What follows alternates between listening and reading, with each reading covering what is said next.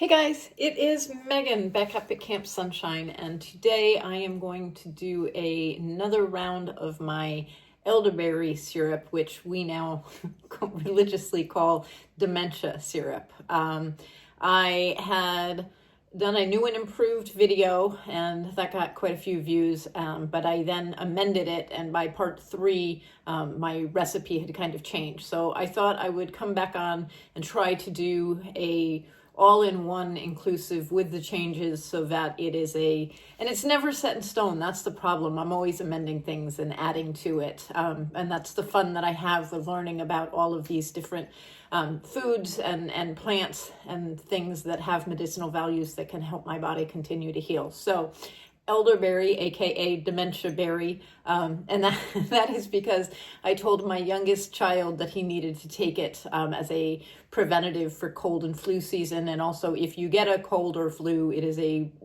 strong way to try to fight it off and recover faster.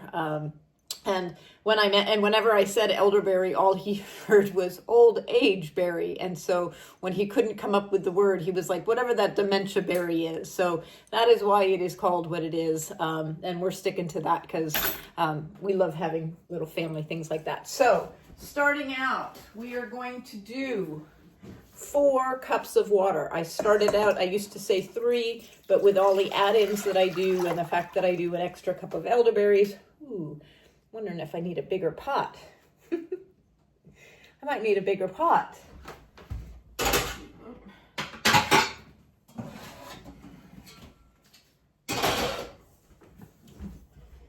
we go. We'll do this one.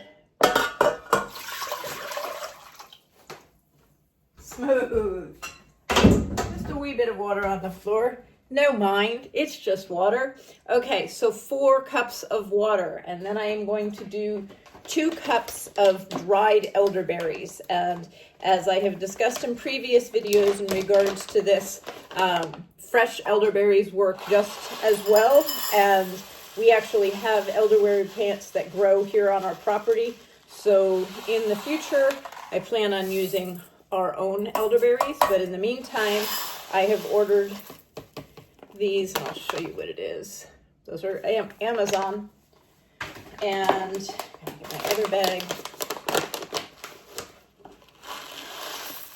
So they are very high in vitamin C. They have a lot of potassium and they have a lot of fiber. And as I have mentioned, they are this syrup is fantastic for during the cold and flu season. Whenever I call it a niggle, it means something that is nagging my brain. Whenever I get the feeling that I may be coming down with something, that I might be fighting something, whether it be my nose is stuffed up, pressure in my head, or I've got a sore throat or a trickle in my throat, I immediately run to my fridge and take some of this stuff. And I will, during the height of cold and flu season, I will take this 2 to 3 times a day, particularly if I am out and about in the world and talking with people and breathing their germs and stuff. So you've got 2 cups of elderberries that are in the 4 cups of water. And then I am going to add, try to figure out what order to do it. Okay, things that I added lemon zest, the zest of 1 lemon and the zest of 1 small orange, and that's going to go in. All of these things that are chunky, we're going to strain all of this out at the end. So this is just adding the flavor and the medicinal profile to the liquid. Okay, sorry, that was a whole bunch of knobs of fresh ginger, probably 6 knobs that I roughly chopped up and put in there. So now we have lemon zest and orange zest. I am going to add a tablespoon of lemon juice. And this is a 1/2 tablespoon, so that's why I'm pouring 2 in there.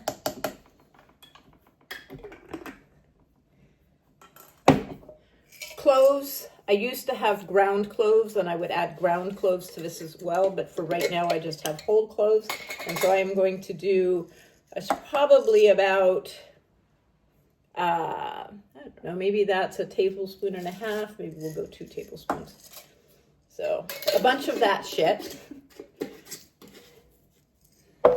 Next up is cinnamon. And This is dried cinnamon sticks, and let's put 3, 6, 8, we'll go with 10. 10 cinnamon sticks. And one of the things I forgot back to, I threw that ginger in really quickly. So what I am doing, each of my ingredients, the lemon, I'm trying to do a double infusion of it. So I have the lemon juice and I have the lemon zest. I used fresh ginger, and now I'm going to put a tablespoon of ground up ginger in there as well. The cinnamon, I had the cinnamon sticks, and I am going to do a tablespoon of dried cinnamon and ground up. This is the Ceylon, which is the more beneficial medicinally. Okay, just look at all my ingredients. I think I got everything in there. And I am now going to put this on, I'm going to stir it. I'm going to put it on the stove and simmer it for about 45 minutes to an hour. I wanted to reduce it to about half of what it is now. And then I'm going to pull it off of the heat, and I am going to strain out all of the bits and pieces that are now in it through just a tiny, show you what I use. I don't use a cheesecloth for this one, but this is what I use, just a very fine metal mesh strainer. And then I will pour in 1 cup of raw honey, which I don't dare turn because I have filled it to the very, very tip top. I don't include the honey in this part while I'm heating it, because heat destroys the medicinal properties of the raw honey, and you definitely want to keep those in place because that is a big part of how this all works. So as I said, you're going to reduce this, simmer it for about 45 minutes to an hour, take it off the heat, strain it, and then stir in your honey, and you will have dementiaberry, aka elderberry syrup. Bye guys.